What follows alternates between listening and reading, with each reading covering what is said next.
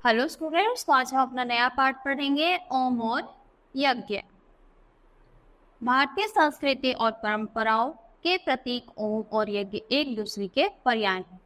ओम ब्रह्मांड की वह ध्वनि है जो निरंतर दसों दिशाओं में ध्वनित होती रहती है। तो देखो, ओम का जाप तो सभी ने करा होगा। और ओम क्या है? एक ऐसी ध्वनि है जो क्या है, चारों तरफ अपनी ध्वनि फैलाती है। प्राचीन कालीन और आधुनिक शास्त्र वेदों तथा ज्ञानियों ने स्थान स्थान पर ओम के महत्व को अभिव्यक्त किया है।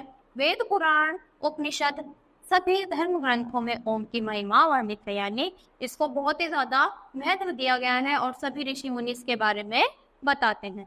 यह सामग्री और ओम की ध्वनि से संयुक्त ऐसा सत्कर्म है जो हमारे जीवन को खिला देता है। प्रत्येक मंत्र का उच्चारण ओम की ध्वनि से प्रारंभ होता है। तो जो भी हम मंत्र बोलेंगे उससे पहले हम क्या करते हैं? ओम का उच्चारण करते हैं। विशेष ओम प्रतो स्मरण, हे पुरुषार्थी कर्मशील मानव, तो ओम का स्मरण कर। ओम एवं ब्रह्मा, ओम ही ब्रह्मा है, परमात्मा सर्वव्यापक नाम है। वेदों में प्रत्येक मंत्र का प्रारंभ ओम के उच्चारण से होता है। बौद्ध धर्म, जैन धर्म, ईसाई धर्म, इस्लाम धर्म, सभी में किसी न किसी रूप में ईश्वर के लिए ओम आया है।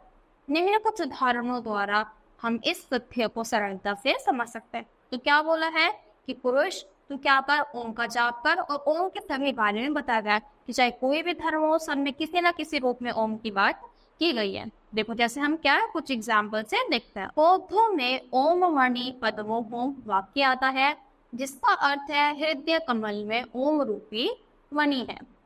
जैनियों में ओम नमो अरिहंता नाम, ओम नमो सिद्धानंद, ओम श्री मित्राय नमः, ओम नमः सिद्धेभ्य, ओम नमो अनेकांताय आदि आता है। इससे स्पष्ट है कि जैन धर्म में भी ईश्वर के लिए ओम आया है। ग्रीक भाषा का पहला अक्षर अ है, जिसका नाम धयस ओम है। इसका अर्थ है शुभ चिन्ह चार।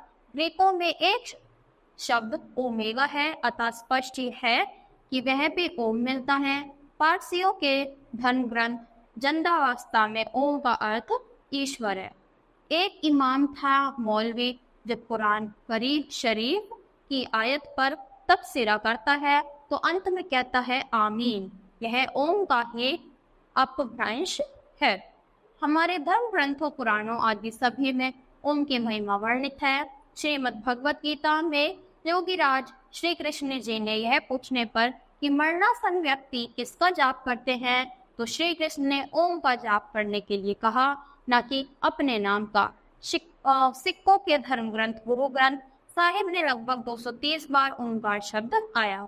तो देखो, जब भगवान जिसे भी पूछते हैं तो वो भी ओम का ही जप करने को बोलते हैं, बल्कि ये नहीं बोलते कि मेरे नाम का जप करो। इससे यह बात सिद्ध होती है कि भक्ति का सबसे सुंदर साधन ओम है। गोपद ब्राह्मण में आत्म भेषज्यम आत्म केवल्यम, ओंकार ओंकार आत्मा की चिकित्सा और आत्मा का केवल मोक्ष दिलाने वाला है, यानी जो हमें मोक्ष दिला सकता है वो यही शब्द है।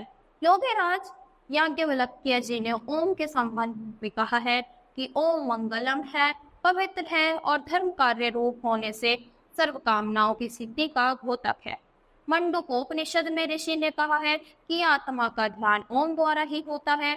अग्नि पुराण में कहा गया है कि जो पुरुष ओंकार को अच्छी तरह से जानता है वही योगी और वही दुखों का हरण करने वाला है। तो जिस मनुष्य को ओम का सही अर्थ पता होगा तो उसे ये भी पता होगा कि क्या सही है हमारे लिए और क्या है। रामायण में भी कहा गया है ओम एकाक्षरम। तो वाल्मीकि मूल रामायण में कहते हैं राघव प्रातरुत्थाय ओंकार उपासित मर्यादा, पुरुषोत्तम राम प्रातः उठकर ओम का जाप करते थे, ओम की उपासना करते थे, अतः हमें ओम का ही जाप स्मरण उपासना करनी चाहिए। ओम स्वाभाविक ध्वनि है। बच्चा जब जन्म लेता है तो वह भी आ ऊ म कहता है। तो क्या कहता है? वो भी ऐसे धीरे धीरे बोलता है और वो भी बच्चा ओम का जाप करता है। रोता भी इसी प्रकार है। ईश्वर सर्वव्यापक है, सर्वांतयामी है, सूक्ष्म से भी सूक्ष्म है और महान से भी महान है, अतः उसका निजी नाम भी सूक्ष्म और महान होना चाहिए और वह नाम है ओम। इन 21 बटे 2 मात्राओं में अव धातु से ओम बना है, जिसका अर्थ है रक्षा करना। तो ओम का क्या है? रक्षा करना। अब के आगे वन प्रत्यय लगाकर ओम शब्द बना है। आ ओ मा, इन तीनों अक्षरों के अर्थ कुछ इस प्रकार है। तो आ का मतलब अग्नि, विराट, विश्व। ओ का मतलब हिरण्यगर्भ, वायु, तेजस। और मा का मतलब ईश्वर, आदित्य, प्राज्ञा। तो आ का अर्थ ब्रह्मा संपदा है, ओ का अर्थ आत्म संपदा और मा का अर्थ माया संपदा। तो इस प्रकार आ से अनुपम जो ईश्वर है, ओ से उन्नतिशील जो जीवात्मा है, और मा से माया जो क्या है? प्रकृति है। तो ये सब किस में सिमटे हुए हैं? सभी के सभी ओम में सिमट गए हैं। आ स्वर व्यंजनों में व्यापक है, इसलिए यह सर्वव्यापक ईश्वर का प्रतीक है। ओ जीव शक्ति, जीव के लक्षण ज्ञान का प्रतीक है। माँ अनुस्वार है, यह प्रकृति के सत्व रजतम रूप सूक्ष्म परमाणु का प्रतीक है। माँ अक्षर चारों तरफ से घिरा हुआ है, बंद है, इसलिए माँ जगत का प्रतीक है। जगत चारों तरफ से ईश्वर से घिरा हुआ है। ईश्वर पूर्ण है, प्रकृति भी पूर्ण है। ईश्वर सर्वज्ञ है, सर्वश्रेष्ठ है, अनुपम है। प्रकृति जड़ ज्ञान शून्य होने से न जानने में वह पूर्ण है। तो जैसे हमारा जगत है, किससे घिरा हुआ है? हमारी सराउंडिंग है, बोलते हैं ना कि भगवान चारों तरफ है। तो ऐसे ही ये भी क्या है? इसी को भी क्या बताया गया है? जगत बताया गया है। वो जीव है, उन्नतिशील है, चेतन है, पर अल्पज्ञ है। इस जीव को पुरुषार्थ, चतुष्टय धर्म, अर्थ, काम, मोक्ष से मुक्ति चाहिए। यह जीव ओ जब परमात्मा आपकी तरफ जाएगा तो उस ओ की उन्नति होकर ए प्लस ओ बनेगा। परंतु यदि यह जीव माया की तरफ गया तो माया उसे नीचे दबाकर मुंह बनाएगी। उसके ऊपर माया का वयस रहेगा, संसार रूपी माया के जाल में फंसा रहेगा। परंतु यह जीव वो यदि आ की तरफ गया तो ईश्वर उसे उठाकर कंधे पर ले लेगा। तभी तो ईश्वर कहता है, अरे जीव तू मेरी शरण आ, तुझे वह शाश्वत शांति, वह आनंद दूंगा कि तू जीवन मुक्त बनेगा, तू इस भव सागर से तैर हो जाएगा। तो बोलते हैं कि क्या करें? मेरी शरण में आओ, अच्छे से पूजा पाठ करो, तो क्या मिलेगा? तुम्हें अच्छे से शांति मिलेगी और क्या होगा? अच्छे से आनंद आएगा। संक्षेप में हमें ओम का ही ध्यान जप तप करना चाहिए। मनुष्य ब्रह्मा की श्रेष्ठतम कृति है, वह समाज में रहकर ही अपनी शारीरिक, मानसिक, आध्यात्मिक व सामाजिक उन्नति कर सकता है। मानव जीवन का संस्करण ही संस्कृति है। हमें ऋषि मुनियों ने मानव जीवन का संस्कार करने के लिए जिन आचारों व विचारों को बताया है, वह सब हमारी संस्कृति है। विश्व की सभी संस्कृतियों में श्रेष्ठ हमारी संस्कृति में गायत्री को सद्विचार और यज्ञ को सत्कर्म का प्रतीक बताया गया है। इन दोनों ने सम्मिलित स्वरूप से सद्भावनाओं व सद्प्रवृत्तियों का विकास होता है, जिससे विश्व शांति और मानव कल्याण होता है। तो देखो क्या है, जितनी भी चीजें हैं वो सब कल्याण के लिए हैं। और इन शॉर्ट हमें क्या करना चाहिए? ओम का ही जाप करना चाहिए। यज्ञ को अग्निहोत्र या हवन भी कहते हैं। प्राचीन काल से ही हमारे देश में बड़े बड़े यज्ञ होते आ रहे हैं। यज्ञ माने जो हवन करते हैं, उसी को बोला है कि बड़े बड़े यज्ञ करते हैं, लोगों को बुलाते हैं और पूजा पाठ करते हैं। आज में हवन के बिना हमारा कोई भी मांगलिक कार्य पूरा नहीं होता। देखो, जब भी हम कुछ अच्छा काम स्टार्ट करते हैं, शुरुआत करते हैं, तो कथा या फिर हवन वगैरह कराते हैं, ताकि हमारा सब काम क्या हुए? अच्छे से स्वयं भगवान को याद करें। तो देखो, आज भी इतना है, तो पहले तो बहुत ही ज्यादा था। यज्ञ का अर्थ है त्याग, परोपकार। मनुष्य का जन्म यज्ञ भावना के द्वारा ही होता है। यज्ञ में घी अनेक औषधियों से बनी सामग्री की आहुतियां दी जाती। तो अलग अलग क्या देते हैं? ऐसे हम आहुति देते हैं ना, ओम ओम ऐसे कर तो वही क्या है? अनेक प्रकार की हम आहुतियां देती हैं कि सब क्या है? अच्छे से काम होए और सब खुश मंगल रहे। उनके द्वारा शक्तिशाली तत्व सूक्ष्माति सूक्ष्म होकर वायुमंडल में फैल जाते हैं और उनसे हवा में घूमते हुए असंख्य रोग से कीटाणु सहज ही नष्ट हो जाते हैं। अतः DDT, फिनाइल आदि छिड़कने व दवाइयाँ लेने से अधिक उपयोगी यज्ञ करना है। दवाओं में सीमित स्थान या सीमित व्यक्ति को भी बीमारियों से बचाने की क्षमता होती है, परंतु यज्ञ करने से उत्पन्न सुगंधित वायु को दूर दूर तक सर्वत्र पहुँचती है। इससे मनुष्य का ही नहीं बल्कि पशु पक्षियों, कीटाणुओं एवं वृक्ष वनस्पतियों का भी रोग से रक्षा होती है। तो बोला जैसे हम फिनाइल वगैरह उसमें लगा देते हैं, है ना, लाइजोल लगा लिया, फिनाइल लगा लिया, पोछा लगा लिया, तो उससे तो सिर्फ कुछ ही कीटाणु मरेंगे, पर अगर हम यज्ञ करेंगे तो वो सिर्फ मनुष्य को नहीं, कीट कीटाणु जो भी होंगे और दूर तक की पशु पक्षियों का भी रोग क्या करेंगे, सही कर सकेंगे। उसमें इतनी ताकत होती है। यज्ञ की ऊष्मा मनुष्य के मन व आत्मा पर अमिट प्रभाव छोड़ती है, जिससे देवत्व की प्राप्ति होती है। जहाँ पर यज्ञ होते हैं वहाँ की भूमि एवं देश संस्कारों सुविचारों की छाया अपने अंदर समेट लेते हैं और वहाँ जाने वाले पर भी दीर्घ काल तक अपना प्रभाव छोड़ते हैं। इससे सिद्ध होता है कि मनुष्य को संस्कृत बनाने में यज्ञ वातावरण की समीपता बहुत ही उपयोगी है। तो क्या बताते हैं कि जो यज्ञ है उसमें हमारे वातावरण का भी बहुत बड़ा रोल है। वो बुद्धि, वो विचार, दुर्गुण एवं दुष्कर्मों में लिप्त व्यक्ति की दूषित मनोवृत्ति में यज्ञ करने से भारी सुधार होता है। तो कुबुद्धि, जिसकी बुद्धि भ्रष्ट रहती है, जो इधर उधर बोलता है, तो अगर वो यज्ञ करेगा तो उसकी बुद्धि में सुधार आएगा, उसमें ज्ञान आएगा और वो कुछ अच्छा कर सके।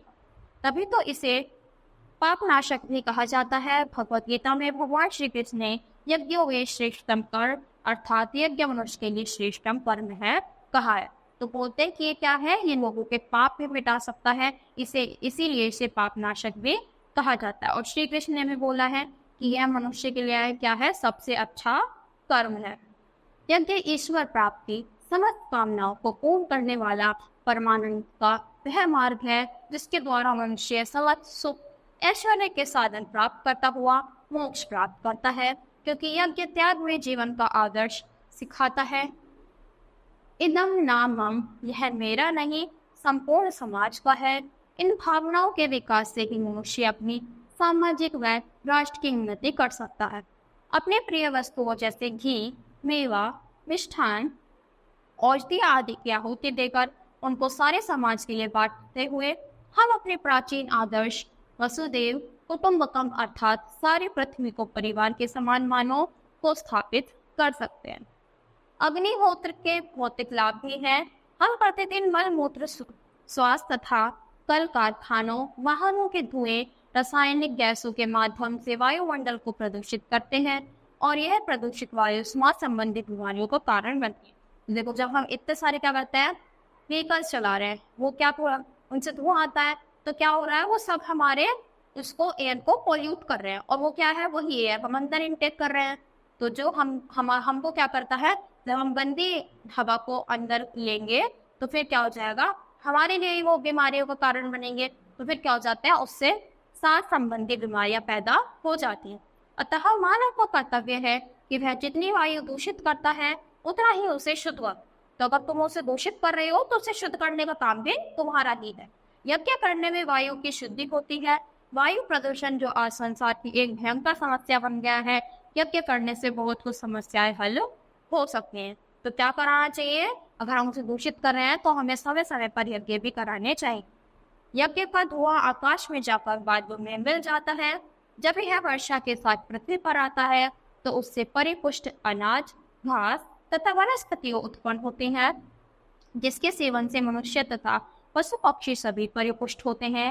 यज्ञानी में मनोपचार के साथ हवे पदार्थ डालने से शक्तिशाली लयबंध मंत्रोच्चारण से उत्पन्न उच्च आवृत्ति की ध्वनि तरंगे सुदूर क्षेत्र तक पहुंचकर मनुष्य का मानसिक परिष्कार करती हैं, जिससे मनुष्य के शारीरिक व मानसिक स्वास्थ्य में वृद्धि होती है। तो यही बताया गया है कि यह क्या है, बहुत ही इतना ज्यादा वो होता है शक्तिशाली कि जो हमारी एयर है उसको भी क्या करता है, उसको भी शुद्ध कर देगा।